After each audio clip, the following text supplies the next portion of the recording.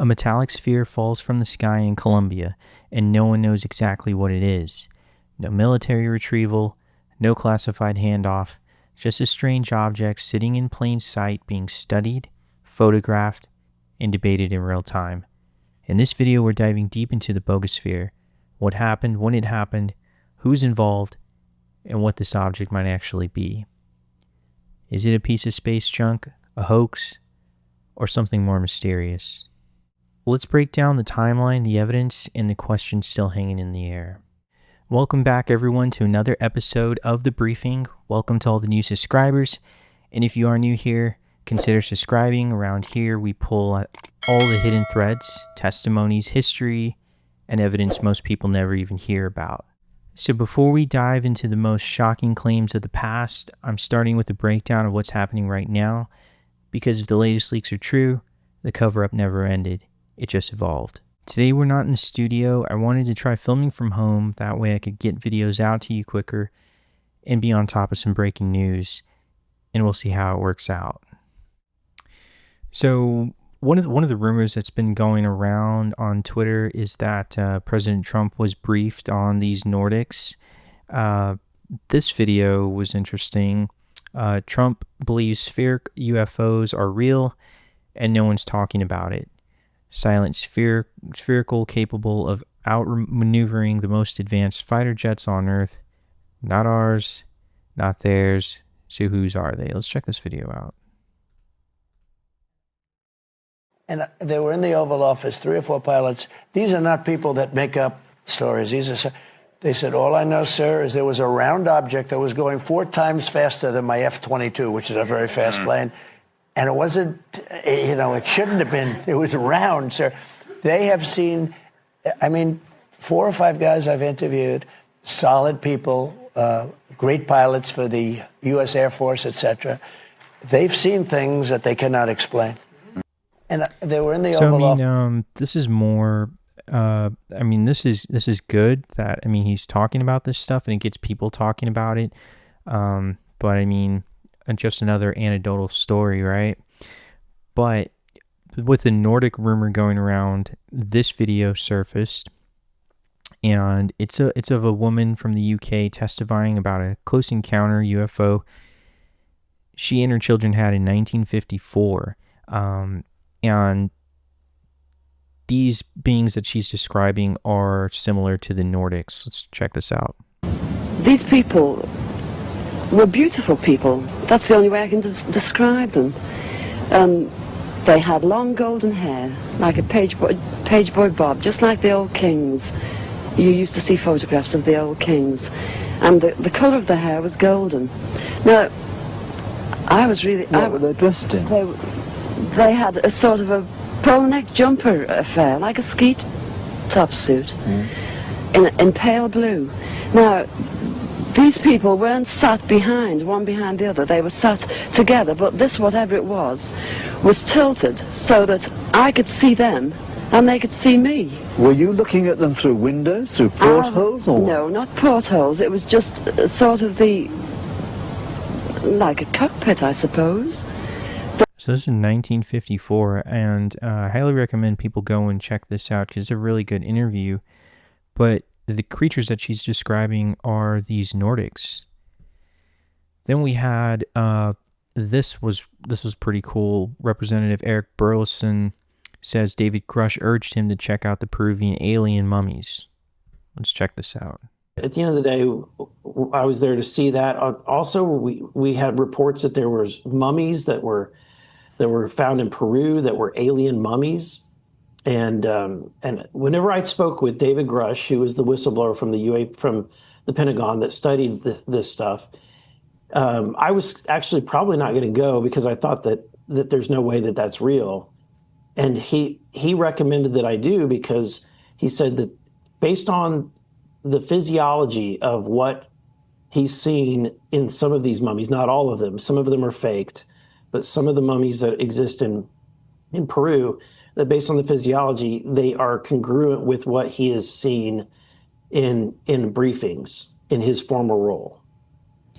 At the end of the day, and this brings up the the mummies that were shown in Mexico, and how it's kind of like makes it controversial because now people say that Jaime Maussan is a hoaxer. And but I think it's what Jesse Michaels said on Joe Rogan, is that we just don't have, there's no funding to really study those, but what they've uncovered so far proves that they may not be fake. So I think that definitely needs more studying. And this is the latest. Jeremy Corbell has he's released another video. This is the Mosul orb. And so here it is. And I think this was in Afghanistan, but it was in 2016, I think. And it was filmed during, I guess during the war, around the war. But if you get a look at that, just pause it. Yeah, it's like a round sphere, which is kind of what I wanted to get into today.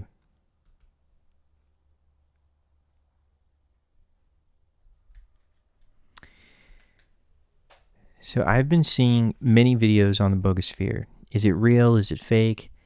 And there's some pretty compelling arguments being made. I wanted to weigh in on this video on a few things that have stood out to me on this. And so we can kind of go down a timeline, but the stuff that I've looked at videos where people have debunked it, and I found some things that kind of counter their arguments, and so we'll go through those. But for the people, the timeline, right? Let's go through a timeline. First, let's start with the timeline and bring people up to speed with this, and I'll point out some things as we go through it. So here is the video. This was one of the first videos.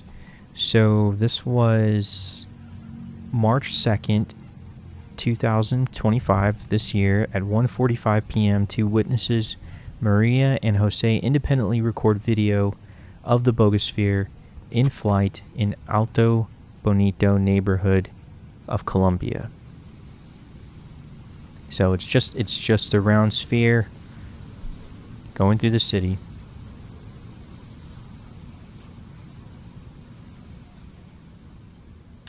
Then we had this second video here, which was much clearer, but this was the Buga Sphere. I just wanted to show this because this one was a lot clearer.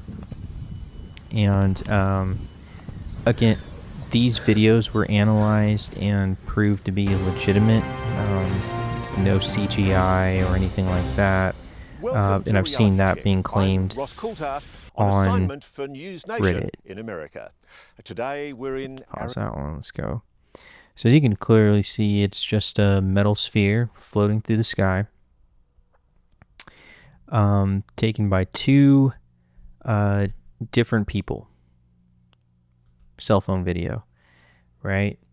And so the argument that's been made is that, oh, this was a net, right? So like here, the attempt to recreate it, so this is what they're saying, is that it could be a metal sphere put in a fish net and flown around with a drone. And then you get this footage right here. And I kind of don't believe that. I kind of, just believe that the farmer was out with his metal detector and witnessed this sphere, right? Then there was this Buga Sphere saying that it was CGI. And here's the stabilized version of the Buga Sphere. It looks a lot like the video that Jeremy Corbell just released. So So then there's that. Okay. Now, that afternoon, the sphere came in contact with high voltage power lines and experienced an apparent malfunction. And it makes a controlled descent. Then, immediately after the descent, Jose recovers the physical sphere, noting it weighs approximately 2 kilograms. And I believe he said that when he recovered it, he said he felt weird and tasted metal, which to me I instantly thought that sounds like radiation exposure. Days following that, Jose experiences unusual psychological effects. So he talks about nausea and apparent alteration of his fingerprints. So his fingerprints were changing from touching the Buga Sphere. He was out with a metal detector, and that metal detector was owned by a German company, and he thought that he would contact this German company. So the sphere is provided to a German company owned by David Velez. That's for preliminary examination, where its weight is recorded at 10 kilograms. Jose reaches out to them because he was with that metal detector that belonged to that company. And the initial testing at the German company revealed unusual temperature properties and a variable weight. So let's look at that, because this is where it kind of got interesting to me. After they recover it, so here's video of him recovering the sphere.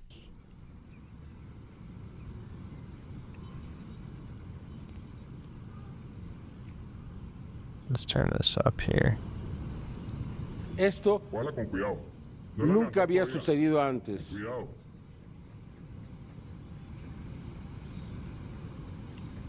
¿Pesa mucho? Pesa It's como really 2 light at the time that he... Y vea como donde pasa el agua queda They're pouring brillantica. water on this and noting that Es increíble y está it's still cold. totalmente It's totally fría. cold. Está It's not hot at all. totalmente fría. Fría la... I took note of that. I found that interesting. And No, una belleza. then we have this. Cuando se le aplica fuego, no se calienta. Mire usted, Didn't heat up. aquí And then tenemos they weigh it again. So 9.9. when the blowtorch is applied, it doesn't get hot. And that is pretty significant, right? Because if you remember, Bob Lazar talked about something similar to this when he's describing the reactor, in the spaceship, it violated the spaceship that he worked on. a lot of what we thought check was this out. impossible to violate. I mean, one of the first laws of thermodynamics, I mean, essentially any machine, any device that operates always makes extra heat. Nothing works at 100% efficient. Even the headphones you're wearing, anything that takes power, some of that power is going to be converted to heat, and it's just wasted. This didn't. I mean, we looked at, back then we had infrared cameras. They're different today, but back then you had to pour liquid nitrogen into the camera to cool the sensor down and get these infrared images you've seen. But it never got, no matter what the load was on the reactor, it never got above the ambient temperature, which is impossible. I mean, you're, pulling out huge amounts of power and nothing ever gets warm. Okay, so that's pretty important, right? Because if the Buga Sphere is using the same technology, the same anti-gravitic technology, nothing is getting hot. And that brought me back to this. We did a video on this about the 4chan whistleblower, right? And in the post, somebody asked, what materials are these UFOs made of? The answer gets complicated quickly. Short answer is an alloy that we cannot reproduce, but only repurpose. This alloy is kind of like film that fits over the frame of the craft. I mentioned they were built to spec. That's exactly what I mean. The shape is always efficiently designed. The actual frame itself is heavier and composed of more elements. Both of these alloys have a lot of elements we cannot reproduce. One of the main problems when repurposing these alloys is getting them hot enough. They absorb heat very well, and shaping the metal is a tedious process. So that's what's going on here, right? They apply a blowtorch to it. It doesn't get hot. You have Bob Lazar talking about the reactor pushing out so much power and nothing gets hot. So far, those two things are pretty significant, right? During a live interview, the sphere weight is recorded at 6 kilograms, demonstrating its inexplicable variable mass. Then, this is in April, Dr. Jose Luis Velasquez conducts X-ray examinations of the sphere. So, let's get to the X-rays. Here we go. Now, these dots right here are supposedly line up with the image of the circuit board on top of the sphere. Es una herramienta no invasiva, como usted ver, solamente atravesó la pieza. Nos habla de dos densidades diferentes, tanto en una imagen positiva como en una imagen, esta es positiva, la otra es negativa, que denota una densidad de materiales diferentes, que sugiere que la pieza es. During this time, Nacho Rojo analyzes X-ray images, identifying unusual internal structure and manufacturing techniques. Now, he's talking about layers of metal, right? That are within the sphere. And that's also pretty significant too, because if you remember how Putoff spoke about the pieces of metal that they had from these supposed recovered crafts also had this layers of metal, the same metal that was looked at by Linda Moulton Howe, who talked about there were these different layers and they didn't know how each one was bonded, and it was a mystery. Now he's talking about these layers, and some of this metal hasn't even been like categorized, like it's unknown, it's completely foreign. So I mean, how would you explain that? Now, I have seen the debunkers talk about how the X-ray looked like the inside of a bowling ball. Supposedly, the inside of a bowling ball looks like that. So let's take a look at the inside. So here we go. Here's an interior of the Buga Sphere. These impressive CT images show something surprising inside the enigmatic sphere's internal structure that appears designed with a cylindrical and symmetrical shape, as if something were connecting the center to the poles.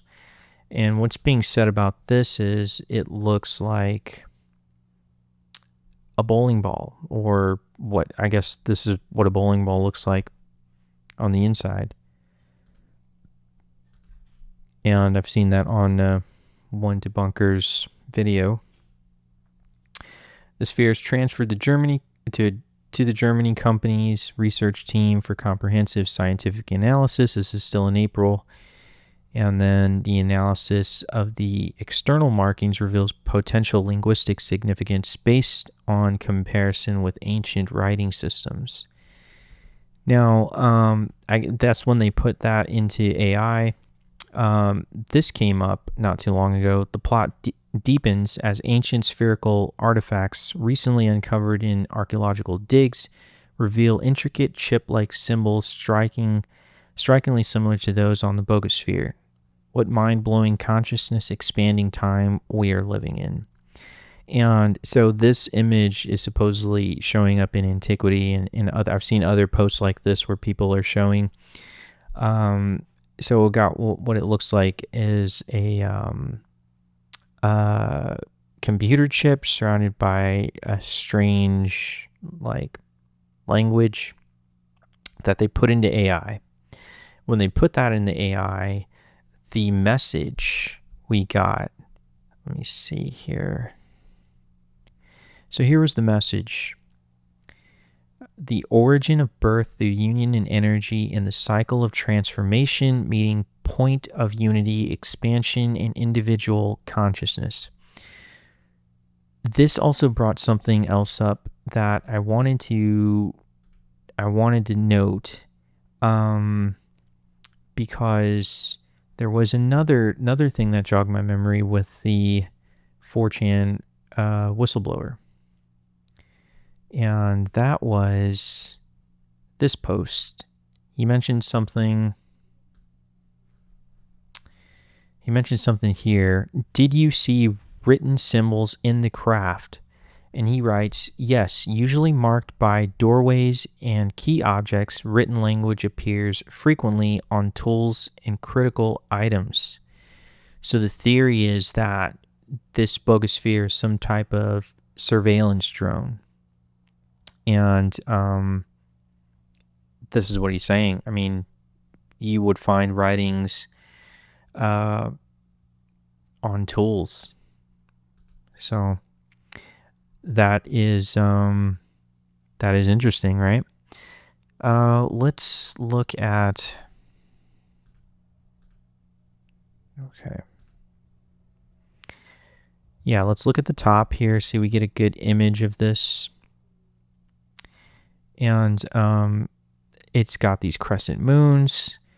And one of the other things that debunkers have brought up is that the crescent moon is carved, but it's not perfect. There's like an imperfection that kind of that gives it doubt that this could be some type of hoax, right? And then eventually, the sphere was given to this David Velez, and supposedly he didn't want to keep it, and he didn't want the fame that comes with it and all of this, and he handed it over to Jaime Maussan.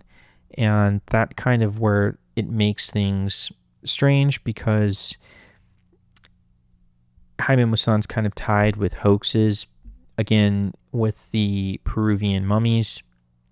But, you know, I'm saying that there's a lot of stuff, studies going on with those mummies that kind of, they may be the real deal, right? And this may be the real deal. I don't necessarily believe that that he's hoaxing this. One of the things that was brought up by a debunker was this.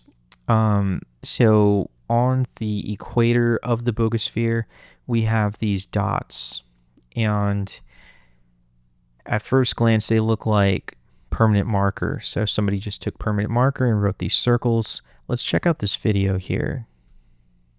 Are not connected by cable inside.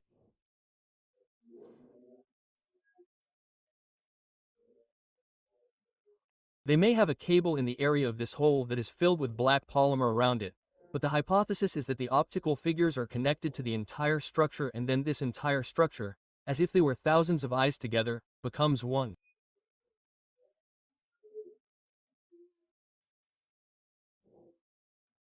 Imagine it as if it were a big eye seeing and sensing everything. So this, of course they were very impressed. It's also something that will have to... So it sounds more like a surveillance drone. And the other thing is that there's been more videos coming out of this sphere in China and other places. And one thing I think about is something that Lou Elizondo said, is that these things don't seem to be hiding anymore, right? Here's the other thing that was brought up by some debunkers, is that it's a fuel tank for a rocket that was purchased by James Maussan for the purpose of creating another hoax, right? Even if this were true, I don't know how that would explain the tests that were done. why that it would remain cold. How do you fake the blowtorch and the x-rays? So, I mean, a lot of this stuff is kind of tying into a lot of things that past whistleblowers have said, so which makes me believe more. Let's see.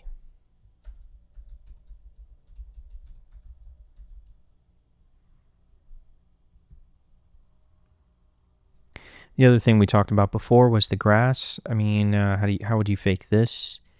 I mean, just at first, yeah, this is what I thought. Radiation area where the Buga UFO sphere was placed has shown signs of discoloration as if it was imbued with radiation.